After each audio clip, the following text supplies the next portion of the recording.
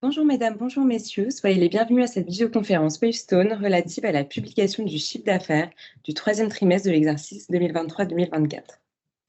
Pour commenter le chiffre d'affaires du trimestre, les personnes qui vont intervenir ce soir sont Pascal Imbert, cofondateur et président directeur général de Wavestone. Bonsoir Pascal. Bonsoir Justine, bonsoir à tous. Et Laurent Stoupy, directeur financier de Wavestone. Bonsoir Laurent. Bonsoir Justine, bonsoir à tous. Pour le bon déroulement de cette conférence, nous vous demandons de veiller à ce que vos micros soient bien désactivés. Vous aurez la possibilité de les réactiver à l'occasion de la séance de questions-réponses. Je passe sans plus attendre la parole à Laurent Stoupy. Laurent, c'est à toi. Merci Justine. Au troisième trimestre 2023-2024, soit pour la période allant du 1er octobre au 31 décembre 2023, le chiffre d'affaires de Wavestone s'est établi à 175,6 millions d'euros, en croissance de 26% par rapport au troisième trimestre de l'exercice précédent. À taux de change et à périmètre constant, la croissance organique s'est élevée à 10%. Pour mémoire, le périmètre constant s'entend Orpen Partnership et Cohus Consulting, respectivement consolidés à partir du 1er août et du 1er octobre 2022. Il s'entend également Orcuperior, consolidé depuis le 1er décembre 2023, et Or Aspirant Consulting, qui sera consolidé à partir du 1er février 2024.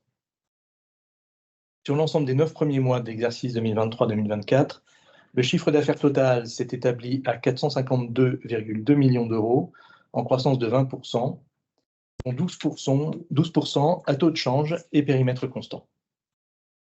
Orcuperior, le chiffre d'affaires à 9 mois s'est élevé à 427,6 millions d'euros. Pour mémoire, Wavestone vise un chiffre d'affaires annuel Orcuperior supérieur à 580 millions d'euros. Regardons maintenant les indicateurs opérationnels des derniers mois. Pour information, ces indicateurs portent sur le périmètre Wavestone Orcuperior, en attendant de déployer les indicateurs opérationnels consolidés à l'échelle du nouveau cabinet.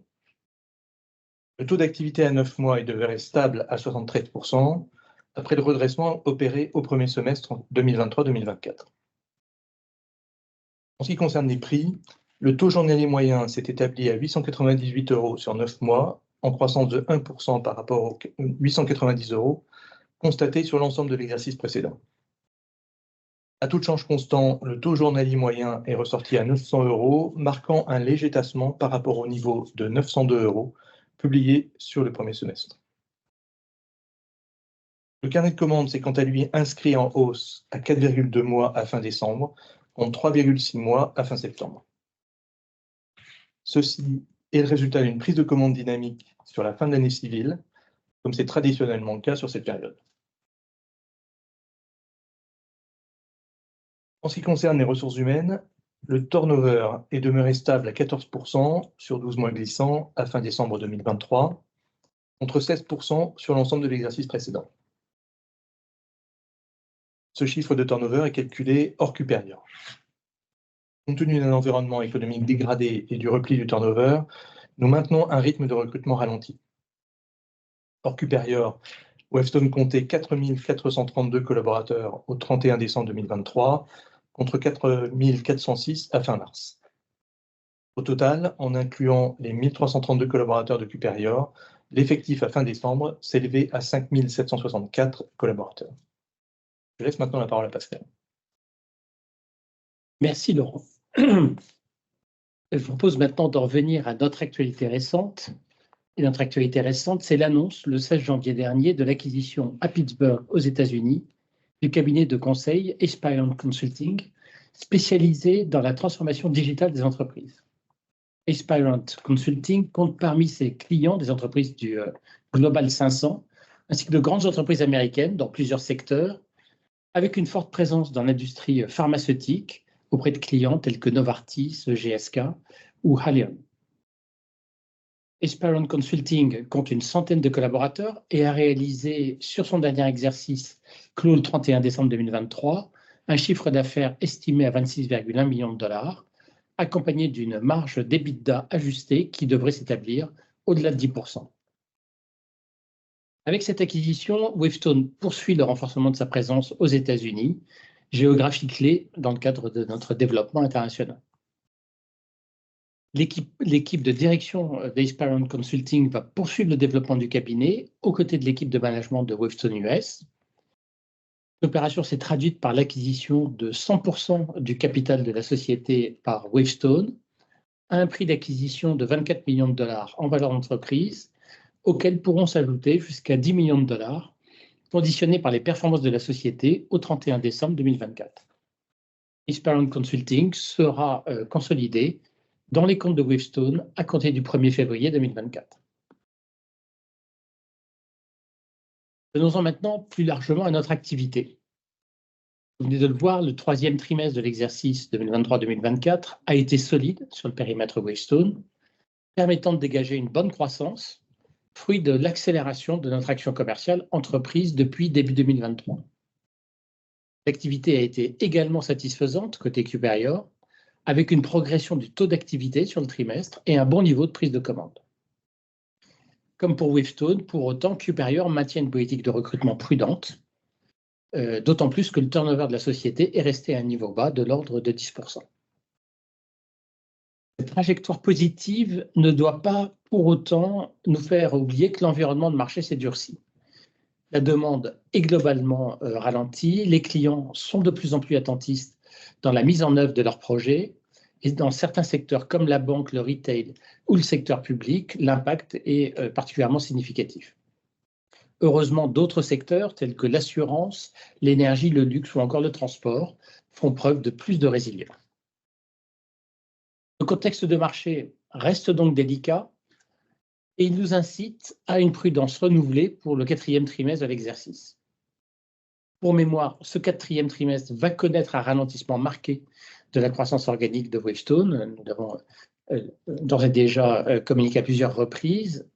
Il verra en outre un taux d'activité en légère baisse, compte tenu d'une part d'une certaine latence que nous avons observée en début d'année civile et d'autre part d'une dynamique de marché moins favorable depuis quelques mois au Royaume-Uni.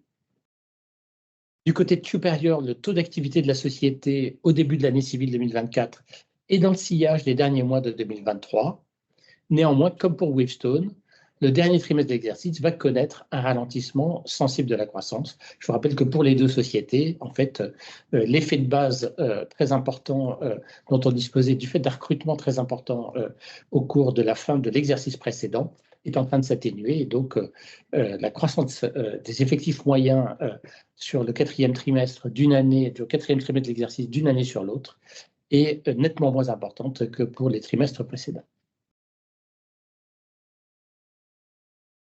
En dépit de l'environnement incertain que je viens d'évoquer, nous confirmons notre guidance et donc notre objectif de réaliser un chiffre d'affaires annuel supérieur à 580 millions d'euros, représentant une croissance de 7% à périmètre constant.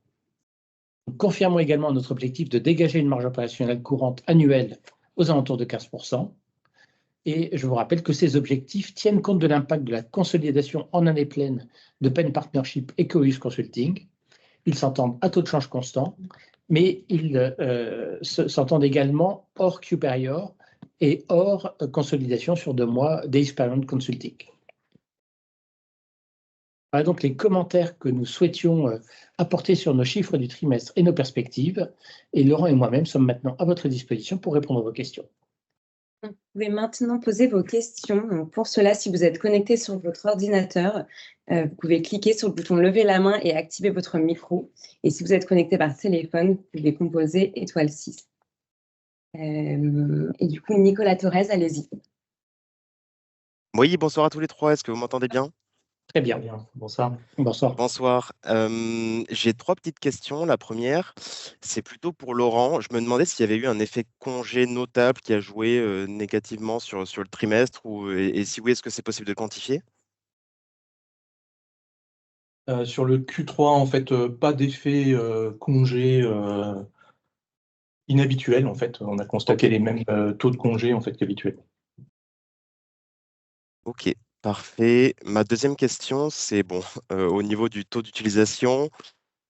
De vos commentaires, on comprend que c'est un peu plus challenging de retrouver le taux de prod, on va dire, normatif, mais est-ce qu'on peut avoir une idée de ce que vous anticipez en termes de trajectoire sur les prochains mois, en tenant compte de comment peut se réaliser le carnet de commandes et est-ce que vous êtes en mesure de signer? Sur sur le T4, on va se situer quelque part entre 72 et 73. On était un petit peu au-dessus de 73 sur le T3. Donc, on va se situer plutôt un petit peu en dessous de 72-73 en raison du démarrage plutôt lent du trimestre, mais avec une progression, une trajectoire légèrement positive sur les 3 mois du trimestre. Vu qu'on reste très prudent en termes de recrutement, donc on est bien sûr quand même dans la période dans laquelle on accueille dans toutes les équipes du cabinet pas mal de nouveaux arrivants, mais j'irai à un rythme qui est beaucoup moins soutenu qu'une année normale, et donc on devrait continuer jusqu'à l'été prochain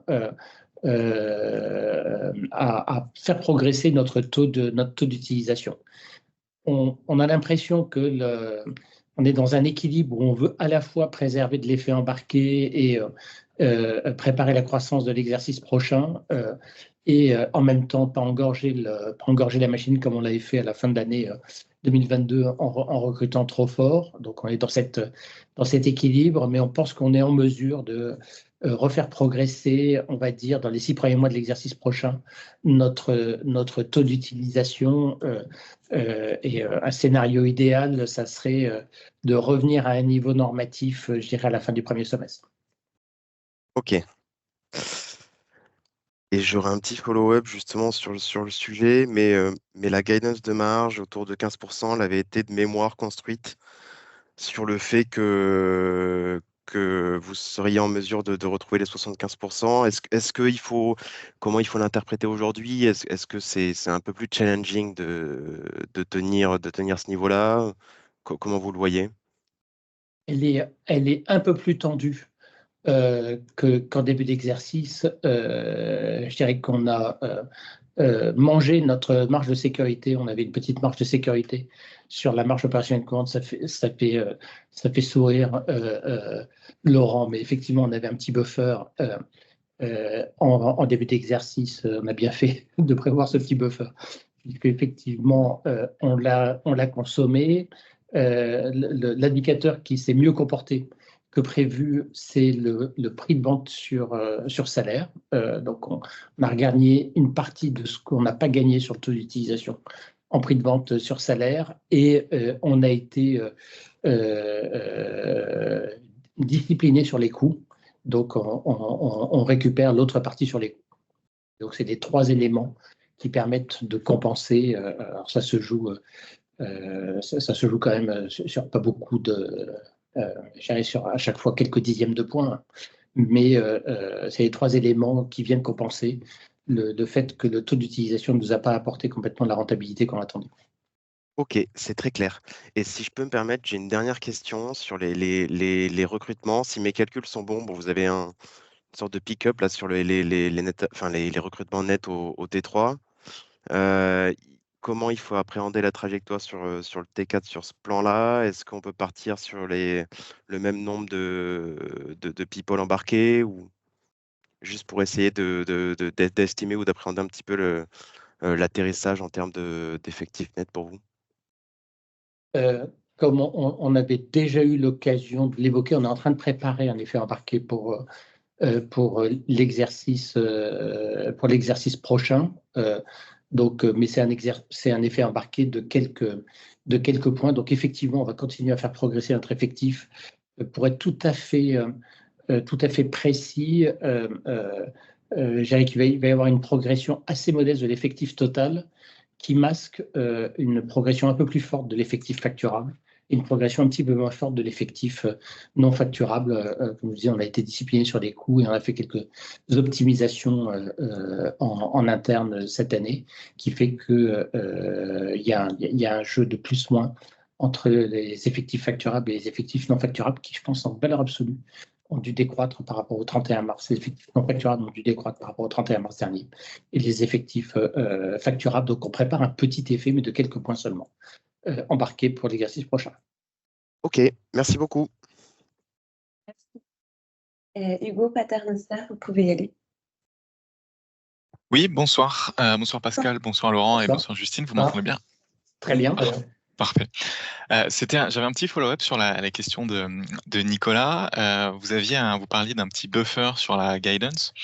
Qu'on a déjà abordé les marges, et moi, ce que je voulais voir, c'était le buffer qui vous restait sur votre guidance de top line. Finalement, la croissance en like-for-like est restée assez correcte au Q3. Je voulais savoir quelle visibilité vous aviez sur la croissance en séquentiel au Q4 et là où vous pourriez avoir potentiellement de la volatilité. La croissance va être très modeste au Q4. Je dirais c'est quelques pourcentages, enfin quelques points de croissance par rapport à l'année dernière, parce que là, on rentre dans des effets de base qui sont plus du tout les mêmes sur le Q4.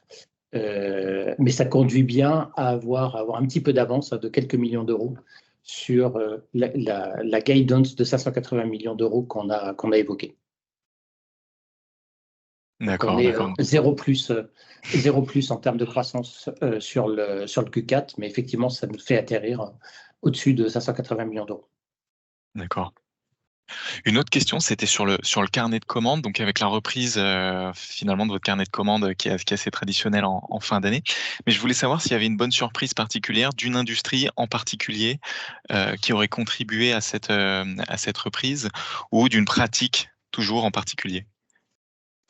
La bonne surprise, c'est data et intelligence artificielle. Ça, c'est pas encore des volumes monstrueux, mais ça a été un plus par rapport à ce qu'on pouvait attendre. Donc, en matière de pratique et de sujet, on voit que le sujet monte bien. Et donc, c'est un des moteurs sans doute complémentaires qu'on va avoir pour l'exercice 2024-2025, malgré le contexte économique compliqué.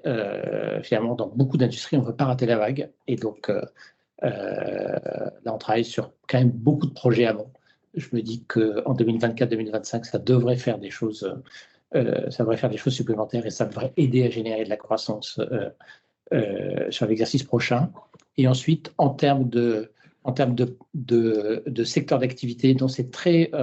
on est toujours exactement sur les mêmes thèmes, avec, je dirais, 3 secteurs résilients ou plutôt porteurs que sont l'assurance, l'énergie, j'ai oublié le 3e, et puis un secteur qui est peut-être la bonne surprise de l'année, qui est le transport, qui est quand même plus haut que ce qu'on pouvait attendre. Mais ça, on avait déjà identifié la surprise sur les trimestres précédents. Donc, je dirais plutôt en ligne avec ce qu'on attendait. Il n'y a pas tout à coup eu un réveil d'un secteur sur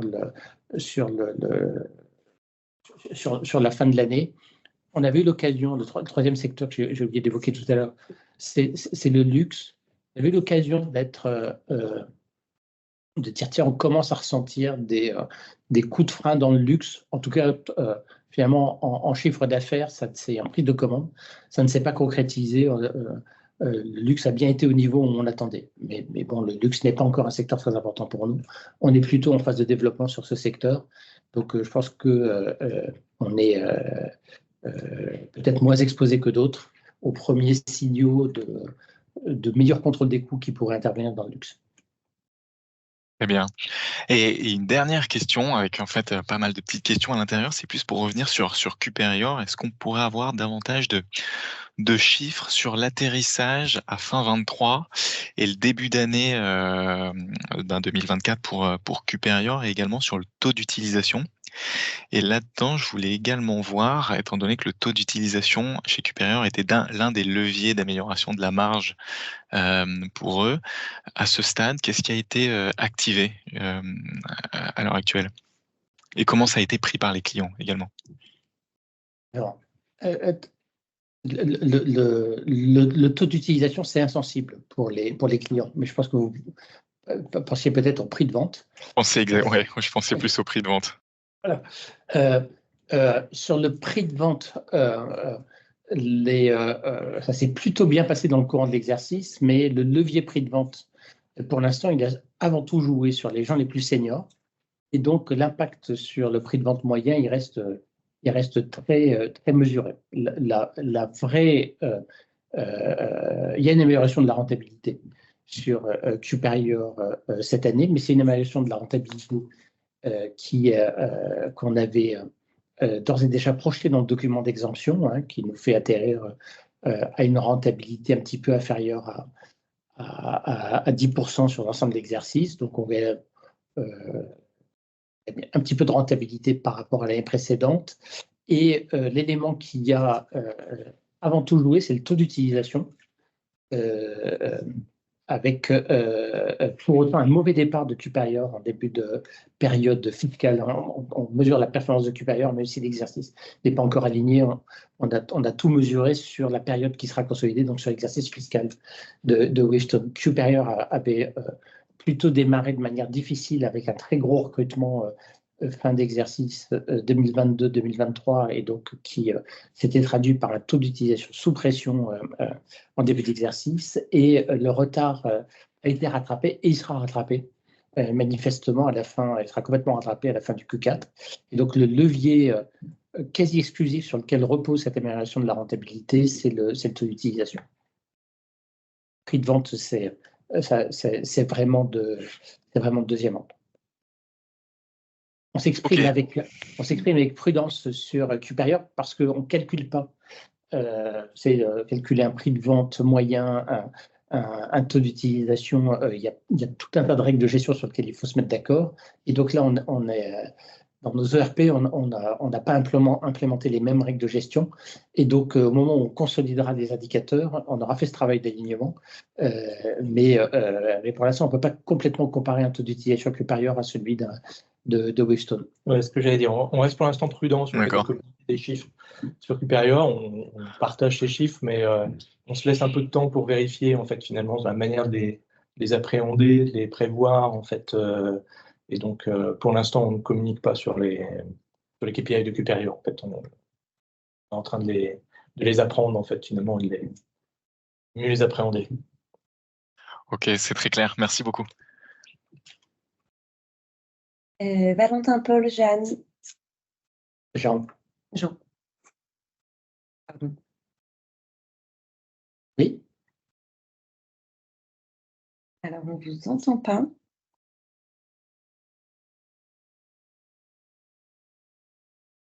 En attendant, Nicolas Torres, allez-y, je vois que vous relevez la main. Oui, je vais combler le vide avec une autre question, mais je m'interrogeais sur les prix. Bon, il y a un léger tassement sur T3. Est-ce qu'il faut le voir comme plutôt un effet technique ponctuel ou est-ce qu'il faut l'interpréter comme un surcroît de pression au niveau de l'environnement tarifaire de la part des clients? Non, la Ou un pression n'est début pas. de pression? La pression, pour l'instant, n'est pas très forte. Il y a plus un effet de concurrence et du fait qu'on veut sécuriser un certain nombre de dossiers, donc il nous arrive de faire des arbitrages finalement qui ont tendance à caper la progression du prix de vente.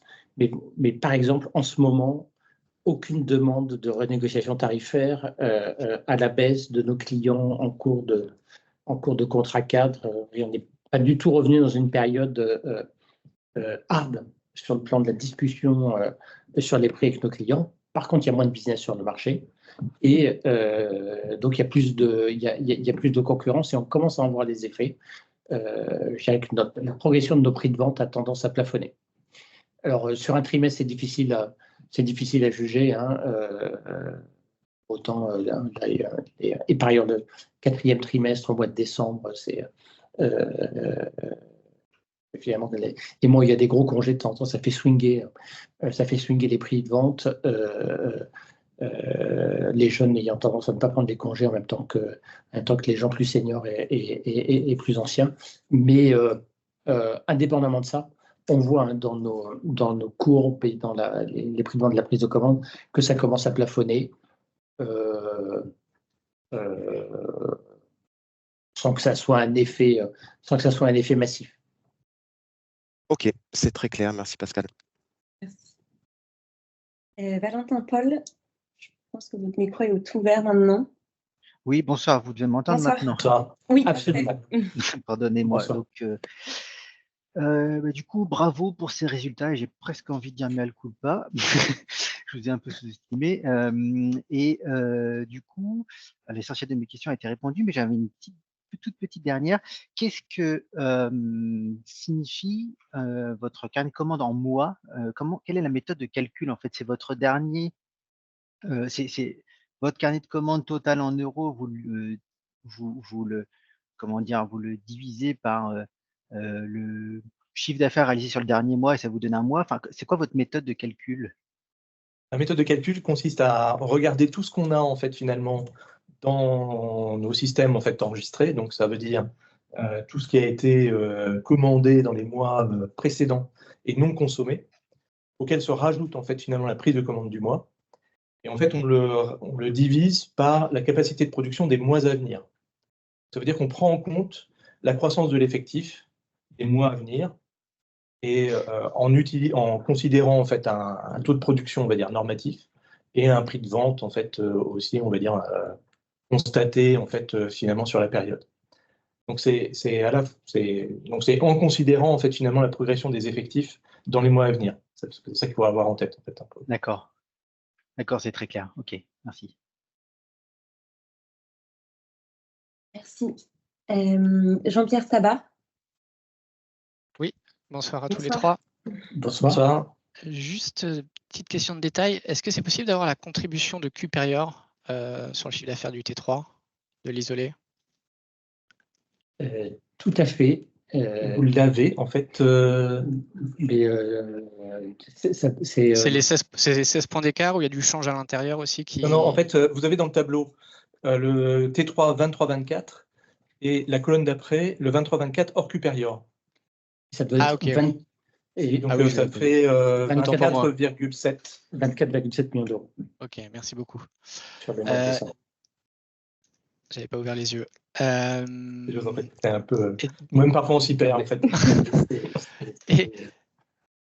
Deuxième sujet, c'est à quel horizon vous pensez pouvoir communiquer sur des indicateurs, les KPI consolidés entre les deux groupes? Mhm. Je vous remercie de poser cette question. Mais moi je vous remercie pas. Mais je dirais peut-être début d'exercice prochain. On va se laisser la fin d'exercice pour bien appréhender les choses en fait. Et c'est plutôt en début d'exercice prochain qu'on pourra commencer à donner des KPI pour l'ensemble. Ok. Et juste un dernier point, j'avais pas en tête, au UK, vous indiquez marché moins favorable au cours des derniers mois. J'avais pas ça en tête en fait. C'est spécifique au T3. Il y a une inflexion au T3. Est-ce que vous Ouais. pourriez repréciser un petit peu le sujet? Oui. Merci beaucoup. Après l'été, on a commencé à sentir un ralentissement dans la prise de commande. Ça fait depuis à peu près un an que je dis, j'aurais jamais dû dire ça pendant un an, mais c'est incroyable. Au UK, ça marche très bien malgré le contexte macroéconomique. Là, on est un petit peu rattrapé par le fait qu'il y a pas mal de coups de frein chez nos clients, plutôt dans le domaine des services financiers. C'est notre secteur le plus important au UK, et donc on a fait des mauvaises prises de commande. Donc on a un coup de mou passager, et du coup on freine le recrutement au UK. On avait été un peu plus agressif qu'ailleurs dans le cabinet, compte tenu de la très bonne trajectoire. Et donc rien de dramatique, mais on avait un moteur qui marchait assez fort au UK et qui est plutôt en train de converger, enfin qui a même convergé vers plutôt la dynamique qu'on ressent ailleurs dans le cabinet. Ce qui continue à bien marcher dans notre activité au UK, c'est les sujets très techno, et c'est pour une part, et pour une autre part, le sujet life science, où la dynamique reste assez forte, mais on a embarqué sur des gros projets. Donc, peut-être qu'il est un petit peu trop tôt pour en tirer des conclusions définitives, y compris sur le sujet de life science. Ok, merci beaucoup. D'Éric Marcon. Bonsoir, merci de prendre mes Bonsoir. questions. D'Éric Marcon, Société Générale. J'avais une seule petite question, c'est sur les effectifs que vous mentionnez pour Cuperior, 1332 à fin décembre. J'avais en tête 1400, un peu plus de 1400 à fin mars 2023. Donc en fait, ils ont été en net staff hiring négatif sur les 9 premiers mois 2023. Est-ce que j'ai bien compris la dynamique et comment vous voyez en fait le début d'année 2024, donc le prochain trimestre en termes de net staff hiring et la croissance embarquée pour 2024 de Cuperior? Je vous en prie, oui, vous avez bien observé qu'il y a eu une grande prudence sur le recrutement côté Cuperior. Donc il y a une baisse parce que les arrivées n'ont pas complètement compensé les départs. Ça sera compensé à la fin de l'exercice ou à peu de choses près. Mais on aura un effet, je parlais d'un effet embarqué sur Wavestone, qui était de quelques points. Il sera pratiquement égal à 0 pour Cuperior au début de l'exercice.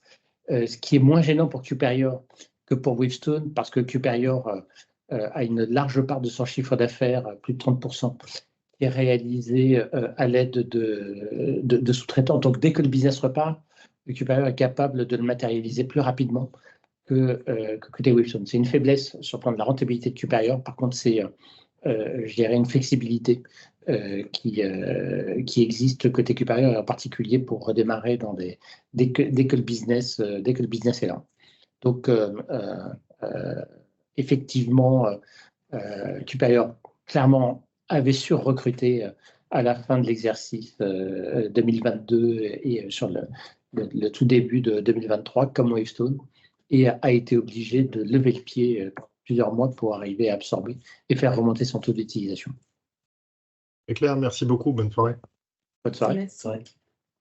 Donc, je vous rappelle que vous pouvez lever la main si vous avez une question ou composer étoile 6 si vous êtes connecté par téléphone. Oui, Jean-Pierre Tavard, allez-y.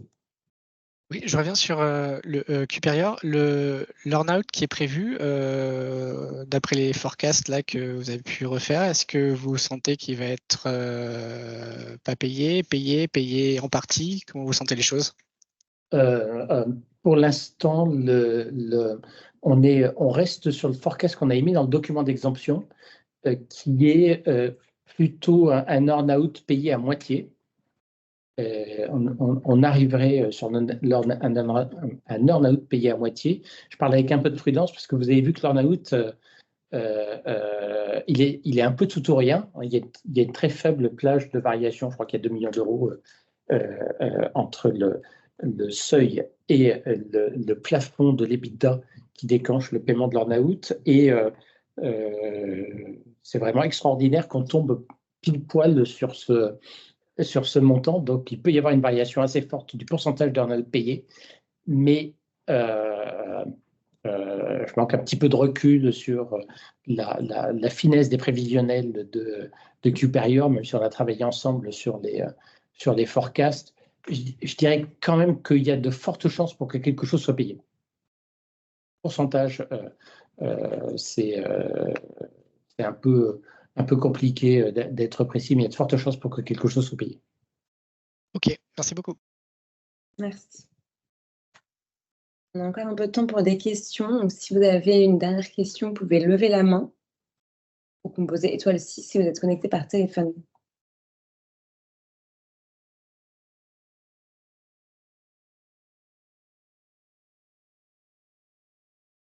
J'ai l'impression qu'on n'a plus de questions. Donc, Pascal, je te donne la parole pour conclure. Écoutez, merci d'avoir participé à cette réunion. Merci pour vos questions très pertinentes, comme d'habitude. Et je vous donne rendez-vous dans quelques mois, au 29 avril 2024, pour la publication relative au chiffre d'affaires annuel de l'exercice 2023-2024.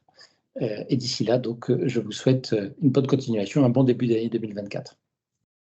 Merci. Merci, au revoir.